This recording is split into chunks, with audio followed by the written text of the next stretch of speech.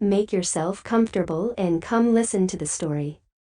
Once upon a time, there was a miller who boasted to the king that his daughter could spin straw into gold. "Oh, really?" said the king. "Then bring her to me. Such a skill will be very useful in my palace." The miller's daughter came to the palace. She was horrified to learn what her father had been saying. "Here is a room full of straw, my dear," said the king. "If it is not spun into gold by morning, you will die." So the poor girl was locked up in a large storeroom with lots of straw and a spinning wheel. She had no idea what to do, so she burst into tears. Suddenly, a funny little man appeared and asked what was the matter. When she told him, he said, "What will you give me if I do it for you?" "My necklace," said the girl, and the little man agreed. The little man set to work and soon the room was full of reels of gold. The miller's daughter looked on in amazement. In the morning, the little man disappeared. When the king came in, he was delighted with the girl, but he was greedy too. So he gave her an even larger room full of straw to turn to gold. The girl was even more desperate. Then, as if by magic, the little man appeared again. "What will you give me this time?" he asked. The girl gave him her ring, but on the third night, when she was locked in a huge barn,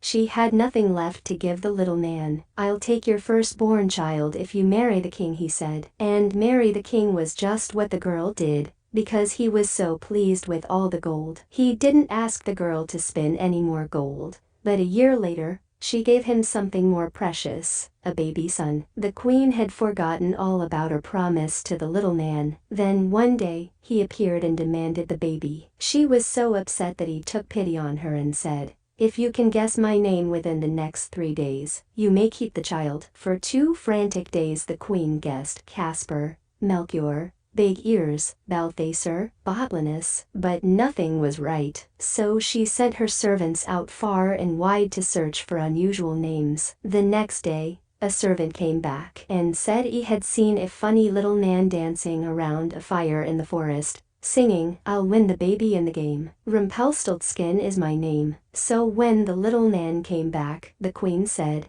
"Is your name Wayne? Is it Darren? Is it perhaps Rumpelstiltskin?" The little man jumped up and down with rage. "Who told you? Who told you?" he roared, stomping his foot on the ground so hard that it went straight through. He disappeared. Thank you for listening to the story and see you soon.